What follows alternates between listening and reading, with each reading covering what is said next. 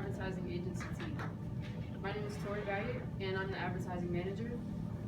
Basically, what I do is I set budgeting goals. I develop and work with the ad campaigns. I oversee the media budgeting and the creative staff as far as campaigns go. Do research to find the targeted audience and also hold focus groups and things like that. And I'll allow my team to introduce themselves. I'm Amber. I am the creative director. So basically what I do is I collaborate with designers and artists and copywriters, and we kind of come up with a vision for Starbucks. So basically everything you see, all the ads, I come up with that. So. I'm James. I'm the financial director and the international liaison.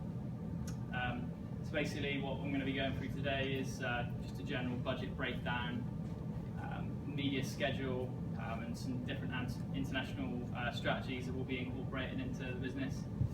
I work most closely with Wayne. We communicate a lot. As he's domestic, we sort of like work out which strategies are going to be working best, domestic, international, and we try to come up with the best plan, and then we'll sort of hand it over to these guys over here. They probably communicate most closely together. Obviously with her being the manager and Amber being the creative director, they sort of communicate and come up with the final finishing touches. I'm Wayne. I'm the domestic strategic planner. Basically what I do is I develop the strategies for the U.S. stores. I work hand in hand with James a lot. We bounce off ideas from U.S. to international plans. Then we will both report back to Tori to finalize those ideas. Starbucks Corporation has been the most successful coffee chain over the past couple of decades. They use their aggressive expansion technique and strategies to push out most competitors. They're currently leading the coffee chain by selling their coffee for a premium price, which increases profitability. The corporation is an American coffee company and chain. It was founded in 1971 in Seattle, Washington. It began as a retailer of whole bean and ground coffee, tea, and spices in just one single store in the Seattle Pike Place market. There's over 24,000 stores currently in over 70 countries worldwide. They offer more than 87,000 different combinations of drinks, whether it be mixture of sizes or flavors, whatnot. Starbucks prides itself by only using the highest quality coffee beans, and they only get them from coffee farms from Latin America, Africa, and Asia. Starbucks focuses on being an ethical and environmentally responsible company, and they also are highly active within the communities where the stores are located and also where the coffee beans are grown. Alright, so our marketing objectives, our goal is to increase sales while building awareness of our brand and its products. We want to create a high demand for Starbucks. We want it to be the first place that people think about when they think of coffee. Like when they wake up early in the morning, they want to get up, they want that good coffee. We want them to think of Starbucks the very first thing. For our social media objective, we really want to increase our following base by 20% by May 11, 2017. We can do this by a lot of interaction through our social media, such as the next 20 people retweet this tweet, get a $20 gift card, things like that, just to get them a little incentive to interact with us. We also want to continue to increase our total revenue by 50%, improving our 40% increase by 10%, which we've done over the last 4 years. So basically the last 4 years, we've increased our revenue by 40%. We want to up that by another 10%. We can do this by continuing to improve our rewards program. So basically, the people that sign up for a rewards program, the more they spend, the more they get. And we want to also provide a better way for them to sign up. So basically, when they sign up, they get a good incentive off of that. Our SWOT analysis for our strengths. When you walk in, you automatically have free Wi-Fi, which is good for people that want to sit down and enjoy their coffee. They can get on their laptop, study, do their homework. If you're working on a presentation, you can finish that up while you're enjoying your coffee. We use top interior designers to incorporate just basically a comfortable and clean professional feel. When you walk in, you want to feel welcome, you want to feel comfortable when you walk into Starbucks. They have an average annual increase earning of 30% each year. And like we said in the previous slide, we want to increase that up to 40 and 50%. Strong brand value. Whenever you, like I said, whenever you think of coffee, you think of Starbucks. That's one of the first things you think of. And quality assurance. That basically means when you walk in, you order your coffee, you know you're going to get quality coffee, you're going to get quality service. Our weakness: 900 stores have shut down since 2008. That is kind of a problem, but a lot of it was because there's a lot of cluster within cities. There were 1, 2, more than 3 Starbucks in a couple cities, so they shut down because of that. They have less freedom to operate in international territories. It's kind of a hard way to expand because a lot of people outside the United States don't really know Starbucks, so it's really hard to get into that target group. And that ties in with lack of brandness outside the United States. It's really hard, like I said, to push through that little niche outside the United States because a lot of them have their own coffee shops already. Continuing with the SWOT analysis, opportunities. Even though I said it's hard to push through, we think that we can push through with international territories. We have started in the UK already, which James will go over here soon. Creating more branches off the coffee house business, such as wine bars, restaurants. We think we can develop a little more than just a coffee house. We think we can tie in with the wine bars and possibly a little bit of restaurant food. Threats: the unstable price of coffee beans. Coffee beans really are unstable. A lot of companies lock in their prices for a whole year. This is really a threat for Starbucks because with the up and down price, say they walk in for a year and then for a 6-month period, the price drops dramatically. That's going to hurt us in the long run. And ever increasing number of competitors. There's a lot, especially when I come from a small hometown, there's a lot of just small mom and dad coffee shops around. Consumers feel like when they walk in there that they have more of an at-home welcome than they would at a Starbucks or a Dunkin' Donuts. So that's definitely a threat for us. In our positioning opportunities, we want to position the mind of the consumers of great service, excellent quality, and a beverage at an affordable price. We can do this by proper training of employees. This is a big thing. Proper trained employees are going to lead to excellent service and quick in and out. Keeping our stores clean, like I said, we work with a lot of interior designers and offering great deals to our customers, like our loyalty program. We want to improve our system for customer feedback. We want to be able to get back to customers a lot quicker. There's not really a way to talk to Starbucks one-on-one, so we definitely want to do that, and quicken up the response time is going to be one way to do that. Okay, I'm going to talk about our consumer profile. We're mainly trying to target individuals ages 18 to 30. These people are young and career-driven, and they're kind of just starting out in their jobs, so they're always on the go, always trying to impress their bosses and their superiors. So they're always busy, focused, driven, energetic, and hardworking. Like I said, they're always on the go, so they need coffee fast. And since it is this younger target market, they have kind of been raised in the social media era. So we want to make sure, they are highly interactive in the social media world. And whether it's because they have to wake up for work or stay out late or go out, we want to make sure we have coffee available because. And here's some examples of the kind of people we are targeting. All right, this is basically what they want from Starbucks. Like Wayne said, they're looking for a gathering place where they can meet colleagues and family members and friends if they want to come and get work done. We have the right atmosphere for that. They want quality service, an inviting atmosphere, and an exceptional beverage. Because like I said, they're always in a hurry and on the go. They want fast service because they don't want to wait in line for however long. They want a friendly, personable barista because I guess that keeps them coming back. We want to make sure that our locations are in a really convenient place.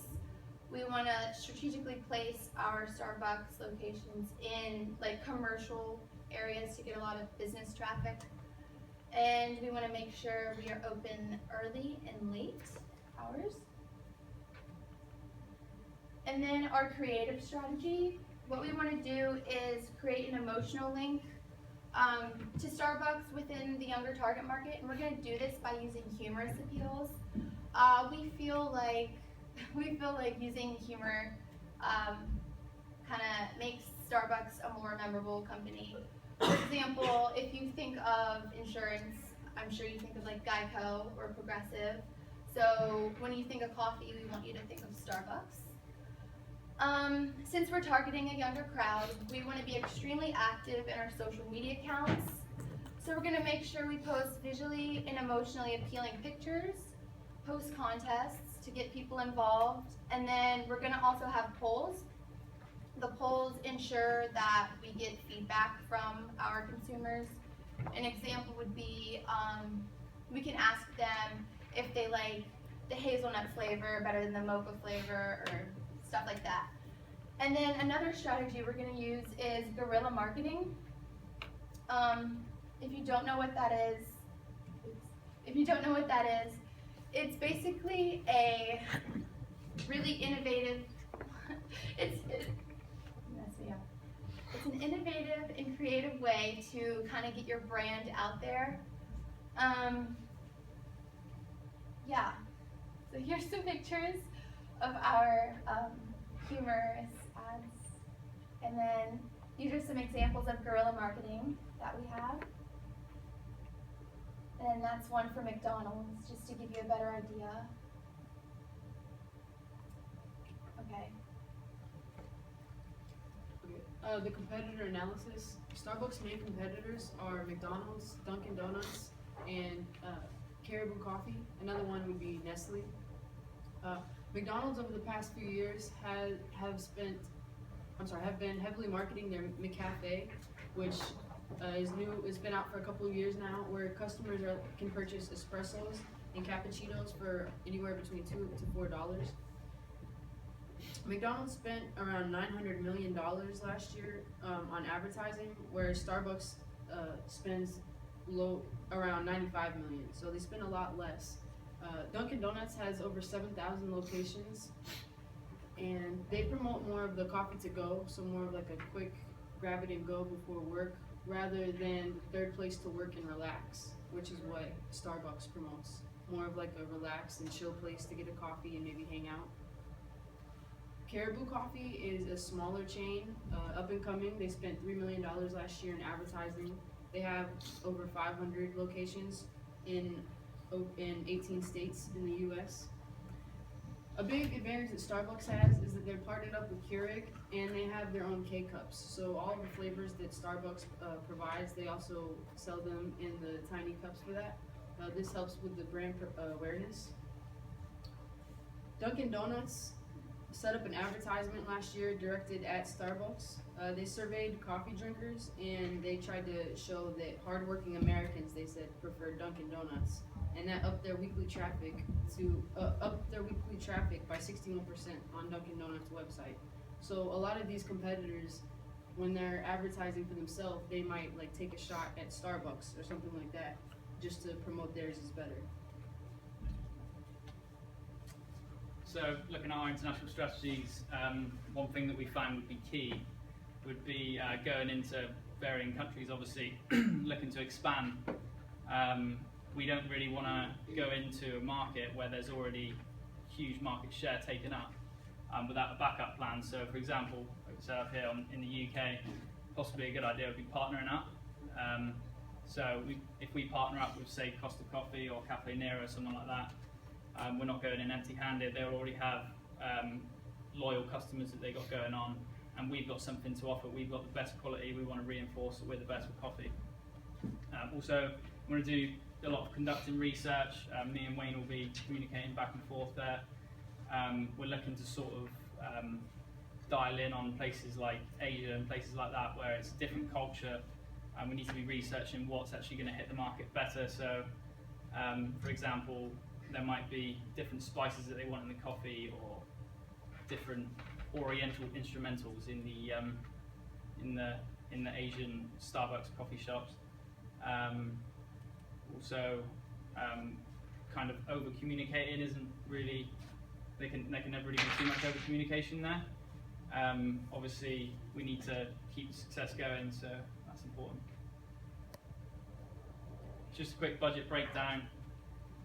Television's our biggest marketing medium. We know that it's cheap in terms of reaching out to people per thousand. We just want it to be in the minds of like families and people like that. We want it to be something where, again, we're reinforcing the message that our coffee's the best, and that if you're going to go to anywhere to get coffee, you're going to go to Starbucks. Social media obviously is a big important one these days as well. It's growing as well. We want people to be engaging, possibly creating competitions and stuff like that, where we can be expanding the brand, you know, giving away coffee mugs, stuff like that. And obviously radio is a big one as well. You're going to be a lot of people driving around. You know, they're going to have their radio on. You say they've got their radio on and they're driving past the Starbucks. We want people to, if for example, if there's Dunkin' Donuts and there's Starbucks in a mall, we want them to always come to Starbucks. We want our brand to create more market share. And then we just got a little tiny percentage on general promotion, which is just sort of, you know, through magazines, coupons, proximity marketing, stuff like that. All right, our media recommendation. We're gonna, like you said, we're gonna really focus on marketing on television, and then social media, and then radio. We're gonna use short videos and commercials, and we're gonna place these on our media, social media sites, such as Instagram, Twitter, YouTube, and Snapchat. We're gonna post visually appealing pictures on Instagram, and this will also be linked to our Twitter account, so it'll go to both. And like James said, we're going to try to use proximity marketing and send promotions through email, push notifications, and in-app messaging. And then we have an example. Hopefully this will work.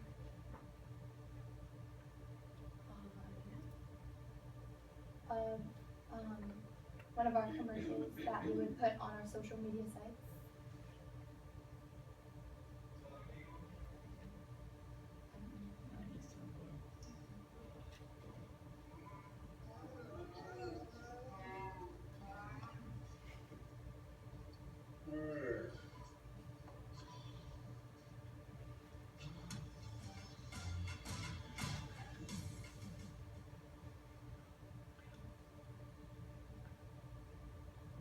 Coffee made right. Alright, so that's just an example. Well, I don't know if I got it.